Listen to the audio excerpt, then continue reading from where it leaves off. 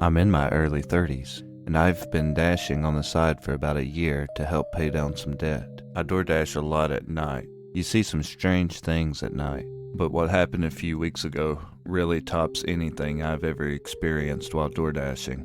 I was waiting inside a local burger joint for an order to be bagged up. Around 10 p.m. There was only one other guy waiting in the lobby. It was this sketchy looking dude with greasy, long black hair, wearing a faded jacket. Out of nowhere, he comes over and starts talking to me. He asked me if I was DoorDashing and if the money is actually worth it. I tried to be polite but distant, just giving him short answers like, yeah, it's alright for the extra cash. But he wouldn't drop it. He leaned in way too close and asked, where do you gotta take that order right now? I didn't want to tell this stranger where I was heading, so I just gave him a super vague answer, naming a general neighborhood a few miles away. But as I was standing there, he leaned over and openly stared at my phone screen. He noticed the customer's name on the app. Ashley, huh? He muttered, giving this creepy little smirk. Then he looks at me and asks me if I ever see any hot babes at the houses I deliver to. I didn't say anything, but after a few seconds, he said that he needed to start DoorDashing so he could meet some hot babes. The way he said it just creeped me out. I just shook my head. I said, look man, it doesn't work like that. You rarely ever see the people. 90% of the time you just set the food on the porch and leave. The cashier finally handed me the brown paper bag. I grabbed it and practically rushed out the door to my car.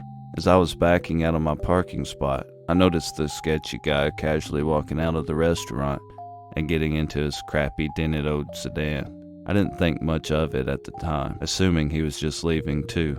The drive to Ashley's house took about 10 minutes. It was a quiet, dimly lit suburban street. I pulled up, walked to the porch, dropped the food, took the confirmation photo and hit complete order.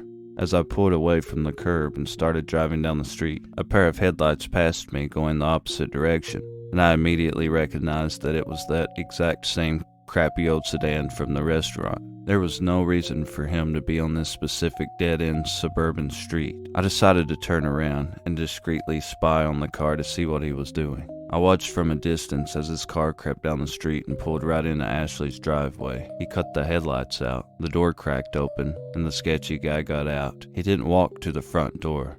Instead, he crouched down and crept over to the side of the porch, hiding right next to the door frame in the shadows. He was clearly waiting for her to step outside to grab her food so he could ambush her. My adrenaline went through the roof. I instantly got the idea to message the customer through the app to warn her, but because I had already hit the complete order, I couldn't find any way to contact her. I sat there in my car, starting to panic, completely unsure of what to do. I couldn't help but to feel like if anything happened to Ashley, it would be my fault for letting that guy see her name on my app and for letting him follow me. I realized I couldn't risk walking up there myself, so I dialed 911. I explained the situation to the dispatcher and told them a man was currently hiding and waiting on a woman's porch. For the next 15 minutes, I sat there watching. The guy just stayed frozen in his hiding spot, but Ashley never came out to get the food. He must have realized she wasn't opening the door anytime soon, because he suddenly lost interest. He stood up and walked back to his crappy sedan and sped away into the dark.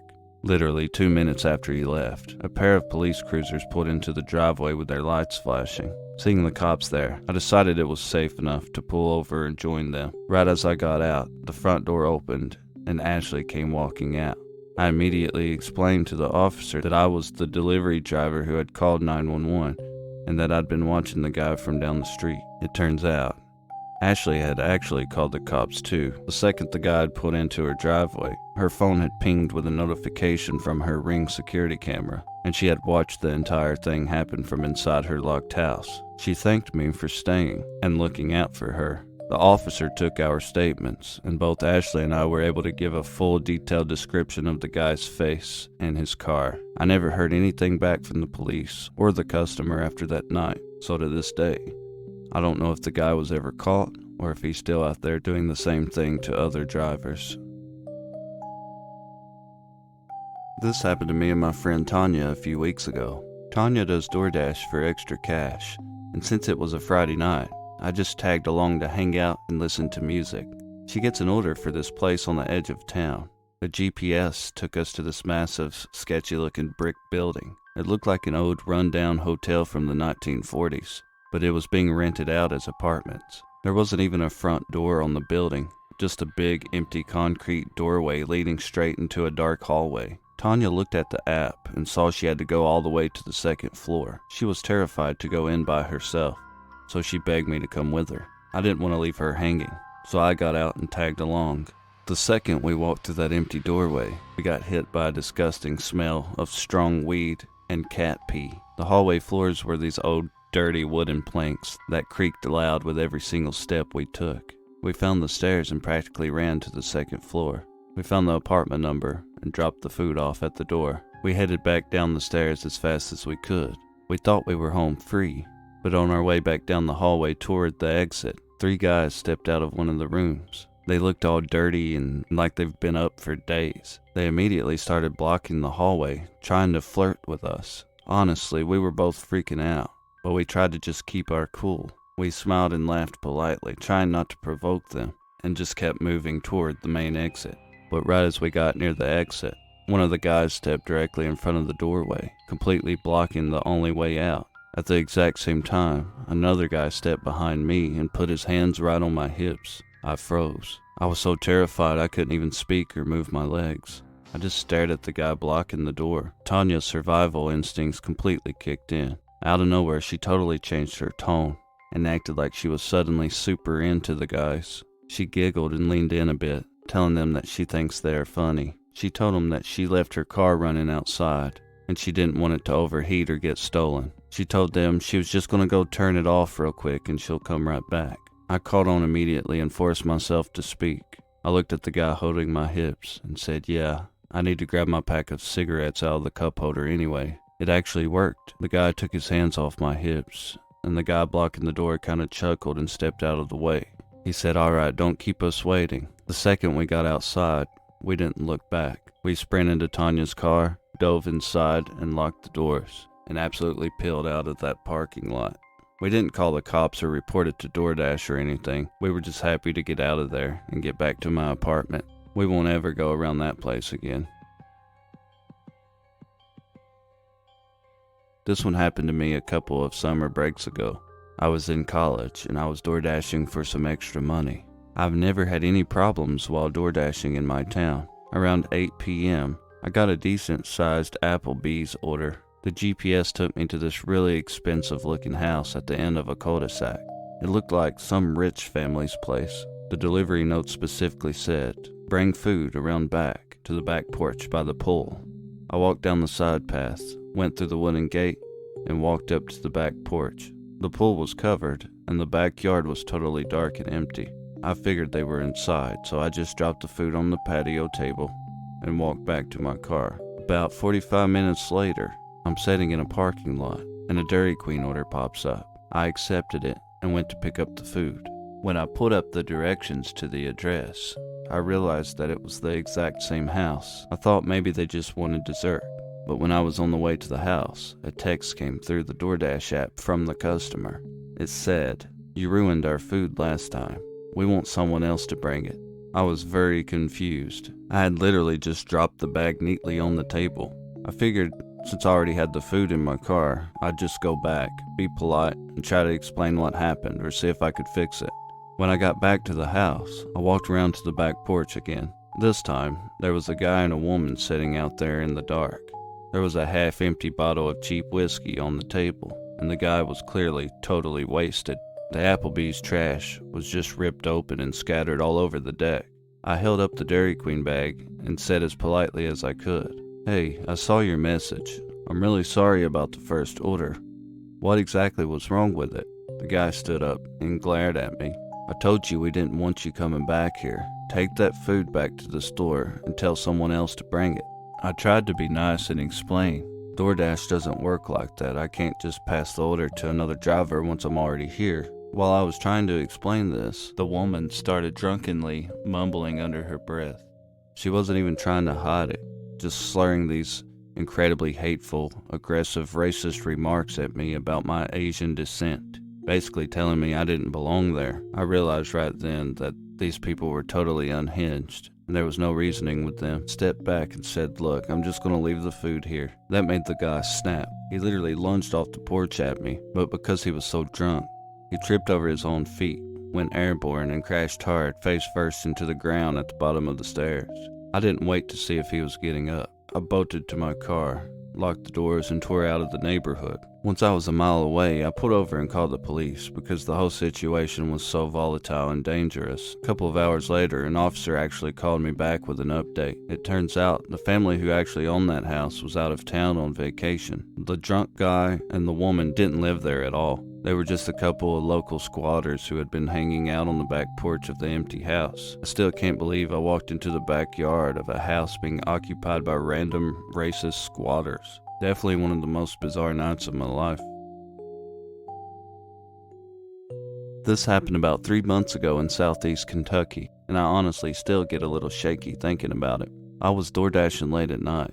It was around 11:30 on a Wednesday. I'd been DoorDashing for like 8 hours at that point, and I was starting to get tired. But the orders were coming in back to back that whole day, and I was making some good money. I was thinking about calling it a night, but then I got an order for a McDonald's right before I ended my dash.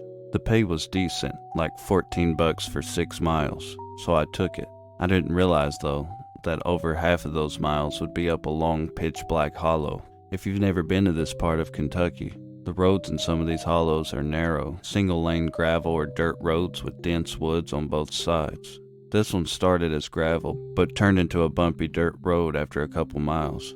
Finally, I pulled up to the address. It was an old, beat-up single-wide trailer with a rusted metal roof, completely surrounded by overgrown weeds and old car parts. The only light was a single porch light and a large bonfire out in the yard. There were about 6 or 7 people standing around the fire, drinking out of mason jars and beer cans. They looked like stereotypes come to life. Ragged clothes, dirty faces, just really rough-looking hillbilly types. There was this little kid that couldn't have been more than 8 or 9 years old, sitting on an upturned bucket, chugging out of a Bud Light can. The adults looked as if they didn't even care, like it was normal. That made me feel very uneasy about these people. I stepped out of the car and walked just a few steps from my car, and I yelled to them, asking if they ordered DoorDash. Every single one of them turned their heads and just stared at me. Nobody moved for a solid 10 seconds. And then this massive guy with a scraggly beard and no shirt on stepped out of the firelight and walked toward me. He was a few feet away from me when he pointed toward the trailer door and told me to bring it inside and set it on the kitchen table. There was no way I was going in that trailer. I tried to explain to him that DoorDash policy is contactless or hand the customer outside only, and I reached the bag out to him. He took another step closer, leaning down so his face was right next to me. He smelled like moonshine and sweat. He looked at me and said, "Bring it inside. We got a tip for you in the kitchen." I was starting to fear for my safety. I looked over and noticed 2 other guys walking toward me. One of them was holding something that looked like a rusty gardening trowel, and the other had a thick tree branch. I knew something was wrong, and if I didn't get out of there, I was in trouble. I said that I was just going to leave the food here, and I dropped the bag to the ground. I turned and jumped back into my car and slammed the door shut, locking the doors in one motion. I moved really quickly. The reaction time of the guy was very slow because he was so drunk. I threw the car into reverse to try and back out, but I hit something behind me, probably a car part or a tree stump or something. Before I could shift into drive, the 2 guys from the fire lunged forward. One of them scrambled right up onto my hood, his muddy boots smacking against my hood. He started trying to hit my windshield with that gardening trowel, while the other guy was at the driver's side window beating on it with one hand and holding the big tree branch in the other. I didn't think. I just slammed my foot all the way down on the gas. The car launched forward. The guy on my hood lost his balance, and he rode entirely off the side and tumbled into the weeds. I had to cut the wheel hard to avoid hitting the big shirtless guy. I tore down the dirt road, going way faster than I should have, just praying I wouldn't fly off the road. I didn't stop driving until I hit the main highway. I called DoorDash support to report a safety issue. I ended up calling the cops, and they said they knew who those people were, and they would go out there and question them. Luckily, my car didn't have any damage except a ton of mud and a few light scratches on my hood. I just went home and didn't hear anything else about any of it. I still DoorDash at night, but if I ever get an order up some hollow like that again, I'm just going to cancel it.